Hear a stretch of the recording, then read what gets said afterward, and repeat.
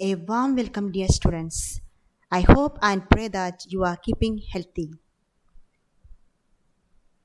Class 5, English 2nd. First lesson. A chameleon named Henry. Now let's listen to the summary of the lesson. A chameleon named Henry is a humorous anecdote about the antics of the speaker's pet chameleon. The author and his unique pet first meet when the speaker's grandfather rescues Henry from being harmed by some people. Following Henry's arrival, he becomes a source of amusement and interest to the speaker. One day, Henry unwittingly entered a fruit basket that is meant to be given to the speaker's grandmother's friend, who happens to be the principal of the nursery school next door. When Henry is discovered in the basket, all hell breaks loose. Adults, children, and chameleon alike are struck with fear. The situation is relieved when poor Henry escapes from an open window. The story ends on a happy note that Henry being rediscovered in the garden by the speaker and his grandfather. Like much of Ruskin Bond's writing, the story too has an indelible association with the natural world. Bond's description of the chameleon and his ways serves all the reader's interest and can help cast away the general sense of revulsion that people generally reserve for reptiles. The story is told in simple language and abounds in Bond's characteristic understated, dry humor.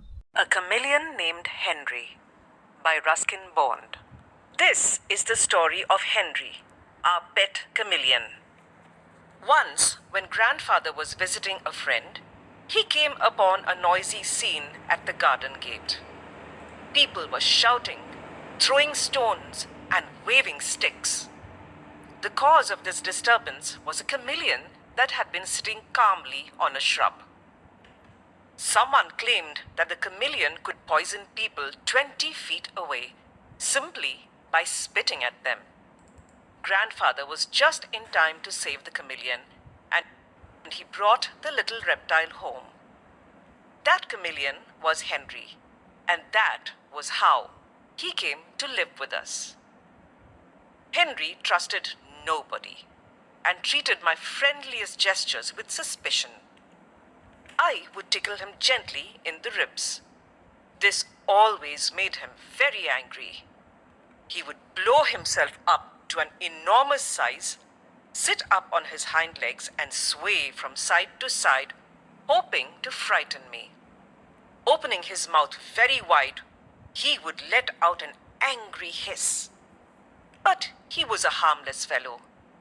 If I put my finger in his mouth, he would simply wait for me to take it out again.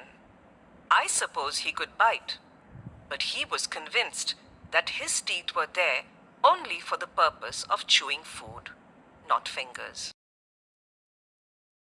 If I was patient, Henry would take food from my hands. This he did very swiftly. His tongue was a sort of boomerang which came back to him with the food, an insect victim attached to it. Before I knew it, the grasshopper between my fingers would be between Henry's jaws.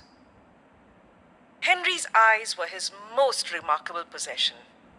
Each eyeball, bulging out of his head, wobbled up and down, backward and forward. These movements made him appear quite scary. He could move one eye without disturbing the other. Whenever I visited Henry, his nearest eye would move round until he could see me clearly. Then it would stop, and the other eye would look in a different direction. Although Henry did not cause any trouble in our house, he did create an uproar in the nursery school down the road. It all began quite innocently. When the papayas in our garden were ripe, grandmother sent a basketful to her friend, Mrs. Ghosh, who was the principal of the nursery school. While the basket of papayas was lying on the table, Henry managed to slip in when no one was looking, the gardener dutifully carried the basket to the school and left it in Mrs. Ghosh's office. When Mrs. Ghosh returned to her office, she began to admire and examine the papayas. Out popped Henry. Mrs. Ghosh screamed. Henry looked up at her, both eyes revolving furiously. Mrs. Ghosh screamed again. Henry's color changed from green to yellow to red. His mouth opened as though he too would like to scream. An assistant teacher rushed in, took one look at the chameleon, and joined in the shrieking. Henry was terrified. He fled from the office, running down the corridor and into one of the classrooms. There, he climbed onto a desk, while children ran in all directions, some to get away from Henry, some to catch him. Finally, Henry went out of a window and disappeared into the garden. Grandmother heard all about the incident from Mrs. Ghosh, but did not tell her that the chameleon was ours. Grandfather and I did not think we would ever see Henry again, because the school was 3 houses away. But 3 days later, I found him on the garden wall. After that, Henry spent the rest of his days in the garden and did not go on any more adventures. Read the lines and answer the questions. First question. And that was how he came to live with us. Who was he? Why did he come to live with the speaker? Answer. Henry. The people were shouting, throwing stones, waving sticks at Henry when he came to the sight of the people. So, grandfather took him to his house and he stayed with the speaker. Second question. This always made him very angry. Who made whom angry? Why did this person do to make him angry? Answer. The speaker made Henry always angry. The speaker tickled to make him angry. Third question. Mrs. Ghosh screamed. Who was Mrs. Ghosh? Why did she scream? Answer. Mrs. Ghosh was a friend of the grandmother and the principal of the nursery school. When Mrs. Ghosh looked at him, both eyes were revolving furiously. Then his color changed from green to yellow to red, and his mouth opened widely. It made her to scream. Fourth question. Henry was terrified. Why did Henry terrified? What happened after this? Henry was terrified because of the shaking sound of the assistant teacher who rushed into the office. He fled from the office, running down to the corridor and into the classroom, then climbed onto the desk and went out of a window. Finally, he disappeared into the garden. Think and answer. Why didn't grandmother tell Mrs. Ghosh whom Henry belonged to? Answer. Grandmother don't tell to Mrs. Ghosh to whom Henry belonged because she thought if she tell Mrs. Ghosh that Henry belonged to them, it may happen to have gap in between them. So she hid the truth from the Mrs. Ghosh. Second question. Was Henry a naughty pet?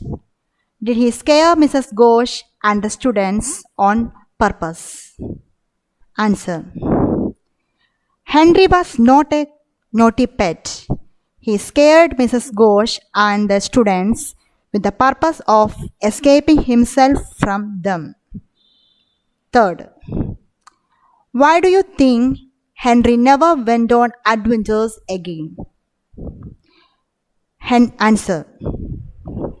Henry never went on adventures again because if he came to the sight of the people again, he knew well that they will kill him. Lesson exercises, true or false. First one. Grandfather saved Henry from being attacked by men with sticks and stones. Second, Henry used his tongue to catch insects swiftly.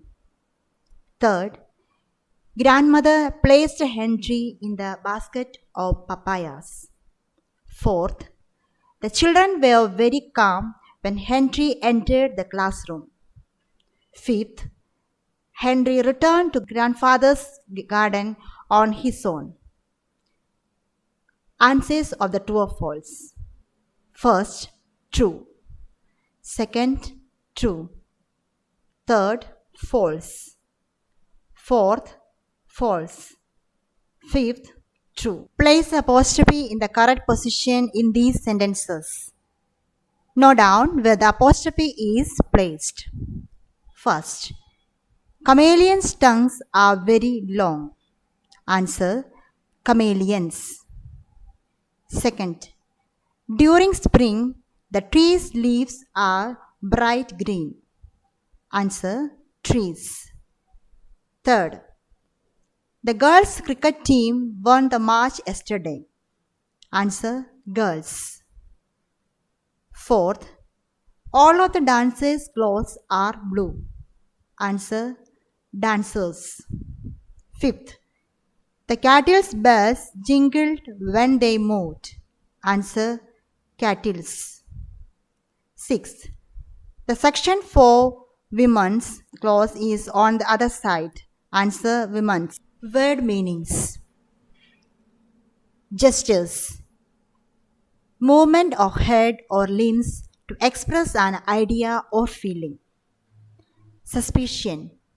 The feeling that something or someone cannot be trusted. Convinced. Was very sure. Swiftly. Quickly. Bulging. Sticking out from something. Wobbled. Moved unsteadily from side to side. Revolving. To move around in circles.